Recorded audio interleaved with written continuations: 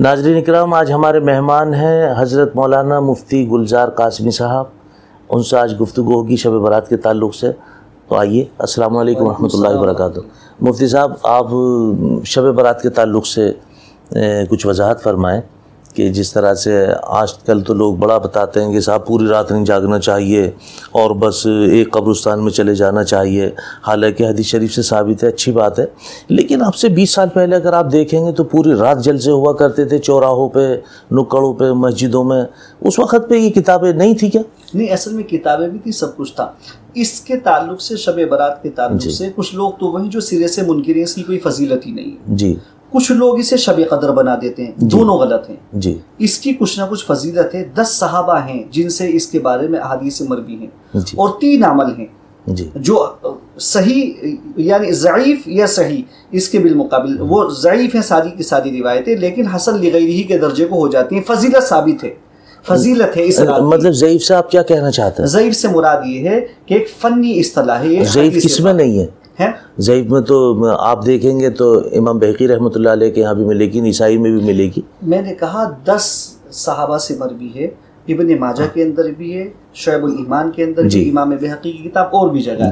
لیکن 3 چیزیں ہیں اس کے اندر.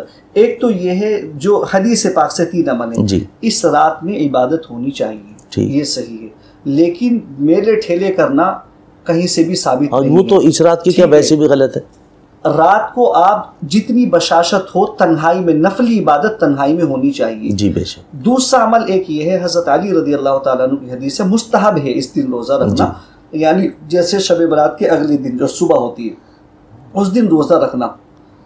لیکن اللہ کے نبی صلی اللہ علیہ وسلم صحیح حدیث میں کثرت سے جو روزے رکھا کرتے تھے وہ شعبان کے مہینے میں رکھتے تھے. اگر کوئی آدمی اس نیت سے، اللہ کے نبی صلی اللہ علیہ وسلم ایام 20 کے بھی روزے رکھتے تھے، 13، 14، 15، کوئی 3 دن کے روزے رکھ لے تو سبحان اللہ. وہ ہے رمضان مبارک کی تعظیم کے لیے، یعنی وہ مہینہ آ رہا ہے اس کی تعظیم کے لیے ہم ابھی سے اس طرف متوجہ ہو جائیں.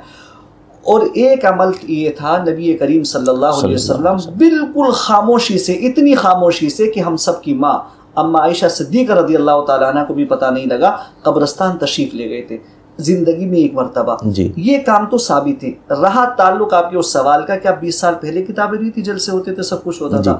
اصل میں ہوتا کیا ہے، ہمارے بعض اکابرین کا خیال یہ ہے کہ ساری رات تو جاگیں گے، گناہ کریں گے، اسٹنٹ کریں گے، بم پھوڑیں گے، پٹاخے پھوڑیں گے، نہ جانے کیا کیا کریں گے، اور لائٹیں پھوڑیں گے. اور غیر یہ سمجھتے ہیں اس کو دیکھ کر کہ شاید یہ ان کے ایمان اور اسلام کا حصہ ہے، یہ شب برات کا حصہ ہے.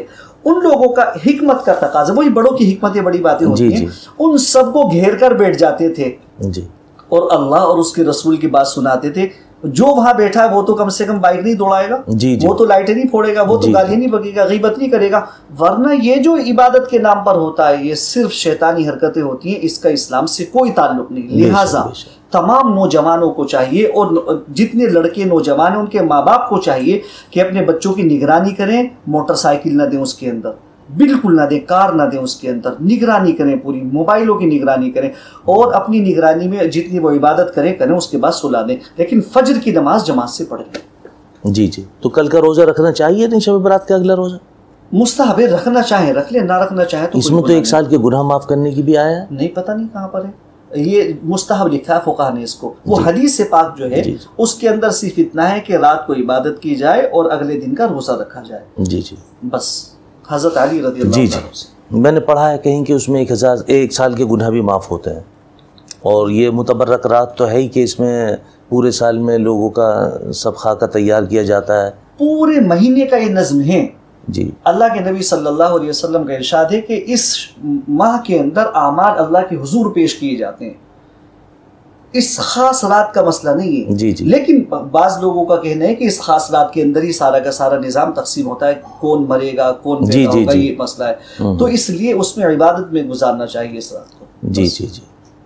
یہ مستحب لکھا ہے فقہ نے. اس کو رکھنا چاہے رکھ لے کوئی روزہ، نہ رکھنا چاہے گناہ نہیں ہے.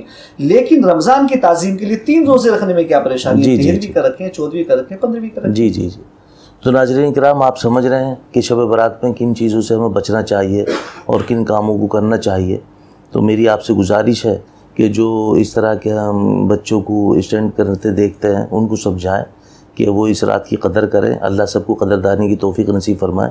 اور مزید روزہ بھی رکھ لیا جائے تو کوئی مذائقہ نہیں ہے. اور بہرحال جس نے عشاء کی نماز پڑھی اس نے آدھی رات عبادت کا ثواب, اور جس نے فجر کی بھی تکبیر اولیٰ کے ساتھ پڑھ لی تو پوری رات کی عبادت کا ثواب ہے. بہرکیف آپ کے لیے بس منع اس لیے کیا جاتا ہے کہ آپ باہر نہ جائیں, موٹر سائیکلوں پہ گشت نہ کریں, بلکہ یہ اگر عبادت کرنی ہے تو گھر میں بیٹھ کے عبادت کر لیں. گھر میں جگہ نہیں ہے اور مسجد کے گنجائش ہے تو مسجد میں بھی آپ عبادت کر سکتے ہیں. تو بہت بہت شکریہ مفتی صاحب. السلام علیکم ورحمۃ اللہ وبرکاتہ.